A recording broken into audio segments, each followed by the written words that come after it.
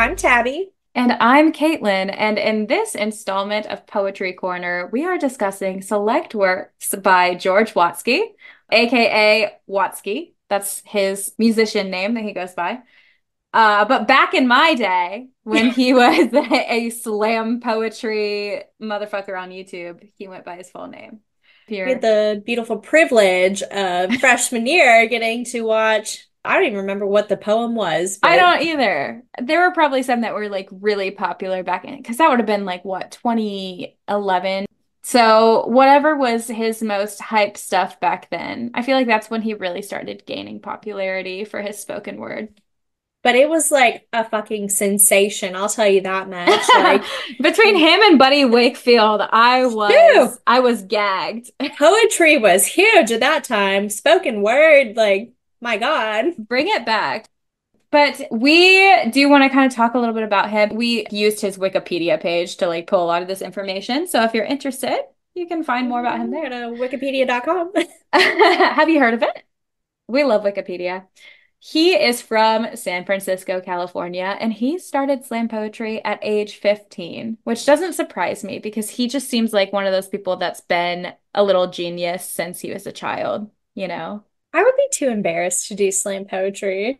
Like, that requires too much emotion. But he's just so good at it. I think he was like, I'm good at this, so people won't make fun of me because I'm good at it. And he talks so fast. Like that's what was so cool about his slam poetry was that Hmm. he can speak at just like Eminem level speeds. Yeah. And he even had what was it called? Like white boy that raps fast? Like literally, hold Hmm. on.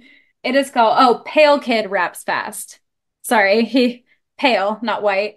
But yeah, he's also a musician. So he has at this point he's released 7 studio albums. Watsky, Cardboard Castles, All That's You my Can favorite. Do. Cardboard Castles is? Hmm.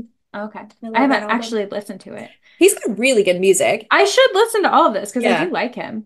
There's Times Infinity, Complaint, Placement, and Intention. So those are his albums that he's released thus far.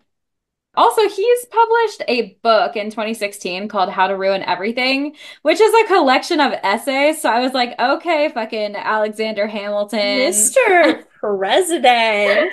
And also on May 7th, 2020, he set the Guinness World Record for longest rapping marathon. He rapped for 33 hours, 33 minutes, and 19 seconds. And I'm pissed that it wasn't 33 seconds because why would you do that? Right. What were you thinking? Like you couldn't have gone for just a little bit longer. Yeah, like you could have just like drawn out the last couple words. But yeah, 33 fucking hours. And also he's been dabbling and acting a little bit as well. He made an appearance on some popular shows, including Arrested Development and Doctor Who. Slay, I love Arrested Development. Also, I just realized I said Mr. President. He was not, Alexander Hamilton was not a president, guys. Um, He was like so the he was like a treasurer secretary of, yeah, of treasury or the some shit. treasury. He's a founding father. He is, yeah, but So, but yes. certainly not a president. But you know what? I think it was last episode we admitted we're not very smart in history. No, Um, no, and much to my dad's disappointment. But yeah, but we do recognize that he is not a president, and I Yeah, did I not just call you on wanted to that. really throw that out there really quick. I did not even call you on it. That just goes to show how dumb we both are.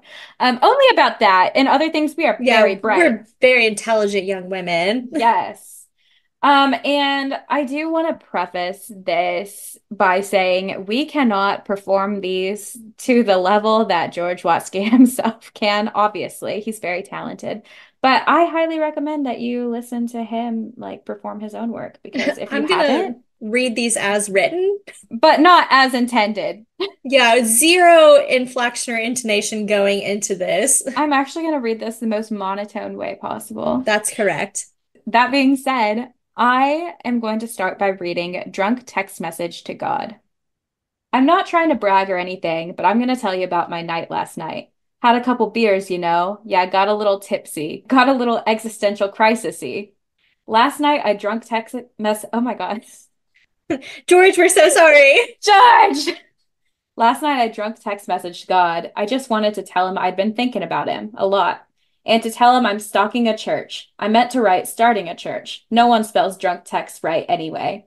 Last night I sent out a buttload of embarrassing texts and then copied them to everyone I know, like yo, like sup. I was out sinning, curled in a bed, the room is spinning, it's all in my head. I can't get to sleep, and the weight of the world is the weight of my sheets. Here's the great thing about my church.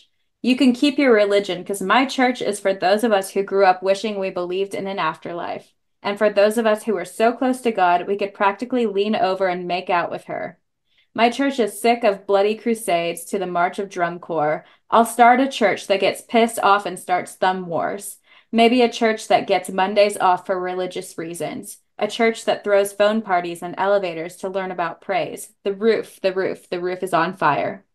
We'll dance as it burns for 8 magical days. That was a Jewish reference. No offense to Gideon Bibles, but my church goes into hotel rooms and fills up the drawers with chocolate pillow mints. And my church, if you choose to come to Sunday school, you don't learn about hell. Hell no. You eat Jon Stewart and Stephen Colbert shaped potato chips and watch Chappelle's show. My church had 10 commandments, 5 precepts, and a workplace abuse handbook, but we partied hard last week, and I think we left them in a restroom at Chuck E. Cheese. Now we just go by a picture of a heart that I found on a bar napkin. My church tongue-kissed your mom last night. I'm just kidding. She left 5 red fingers across my face.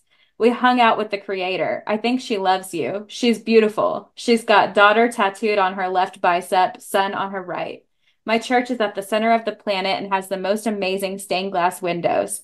The glass is the floor of the ocean. The colors are where you look up and see blue and a manatee. I love manatees. And the forest canopy. Tony Montana comes to my church and forgets he left his cocaine in the car. We play Stairway to Heaven on Hendrix's broken guitar.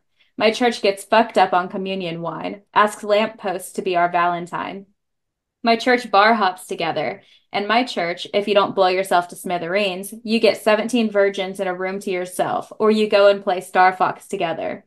My church got beat up by the skateboard kids for being a rollerblade kid, but rolled to school the next day on 1 skate and 2 crutches, true to the fight with a fist in the air, screaming, Fruit Buddhas unite. My church can feel its pulse in its fingertips, has 3 stomachs because our fear is hard to swallow, but love always has room. My church has a love bladder and always asks to go to the bathroom. There are drawbacks, of course. My church will not resurrect your dead hamster. My church will not play for keeps, wear Versace, give out baby Jesus Tamagotchis, and Tom Cruise thinks my church sucks balls. I'm not Jesus Christ, but I can turn water into Kool-Aid. And I'm not Jim Jones, but my church is like totally a cult. And everyone drinks the Kool-Aid, and everyone dies. But for some people, the Kool-Aid doesn't kick in until you're 105, surrounded by everyone who matters most of you.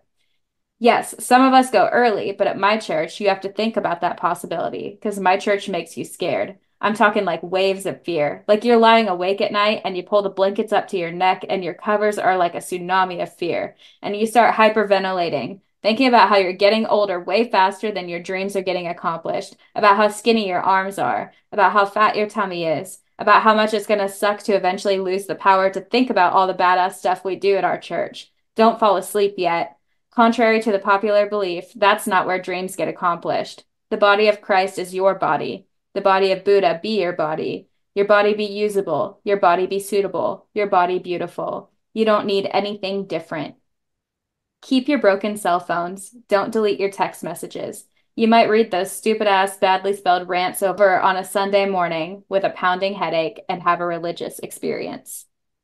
Some of those lines fucking ate. I'll tell you that much. I tell you what, it really eats when he reads it himself. I Yeah, you cannot know do what's it like justice. even better though is when he performs this. Um, he has some very like signature things that he does, and you'll see this in the next poem as well, but he has an irregular like rhyme scheme and like use of repetition, either like at the beginning or end of a line that really drives the poem's like pace. So whenever he's using those like repetition or using that rhyme, it like really drives the momentum forward. And then he'll kind of like stop it for a while and it slows it down. So he uses that to like really ramp up his rants basically. And the Because coolest part is that he does this all from memory. yeah, I know he's so fucking like like smart. It's wild. But that's another thing about his poems too is like he is very smart and a lot of them are like a political commentary or like a social commentary of sorts. And so he really uses like the pacing to actually be like a rant, like some sort of rant about something that he thinks is unfair or fucked up. And that's kind of his vibe. Like he does that in all of his poems. The other thing that he tends to do is he's got like this sort of beginning, middle, and end to all of his poems where there's a tone shift. So like it always starts off like kind of lighthearted, hee hee ha ha. And then it sort of ramps up to this point where we're just like, we are all like collectively having a panic attack during this poem. And then all of a sudden he like backs it off again. He's like, but you Like, know don't what? panic. Reread those text messages and you might have a little giggle.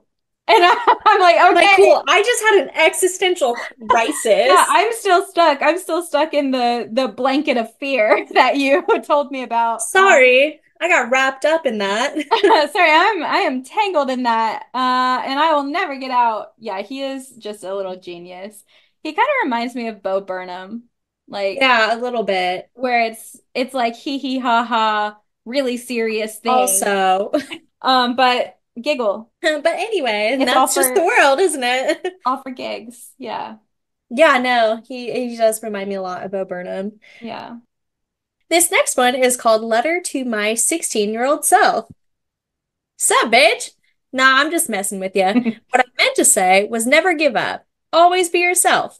It's gonna suck hearing that over and over as you get older, but as stereotypes start with a grain of truth, cliches begin with a boulder.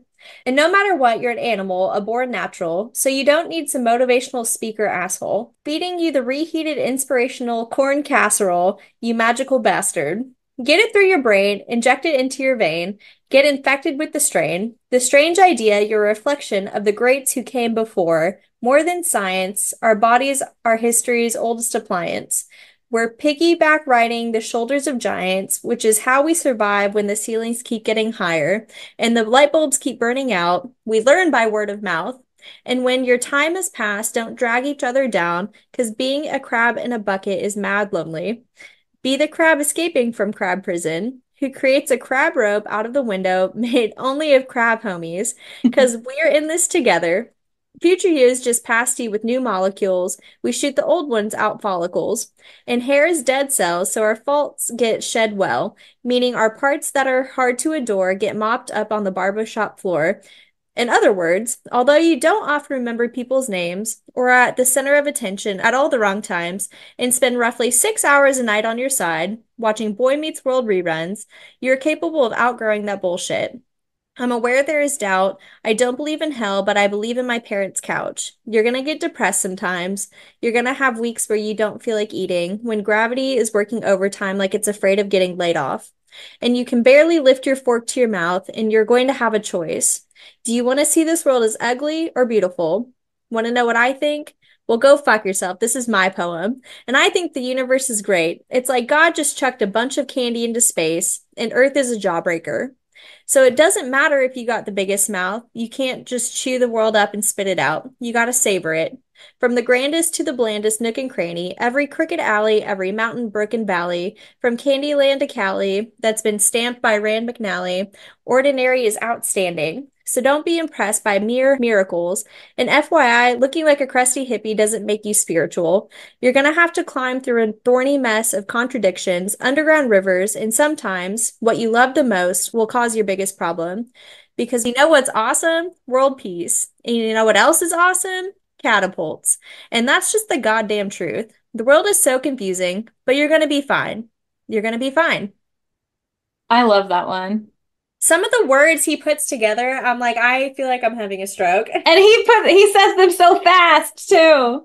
It's like, well, my mouth is full of cotton. So, But he does really similar things in this one too, with like the rhyme and the repetition. You know what I really like about this one is his like metaphors are a little more like out there, like yeah. it's or I guess it's technically a simile because he was like, it's like God threw a bunch of candy into space and the earth is a jawbreaker, so you gotta savor it, bitch. Like I love that. That's a good one. That's what I'm saying. Like some of these lines just fucking slap. Yeah. And like be the crab escaping from crab prison. Oh, yeah. I don't really understand what's going on there, but like I felt it.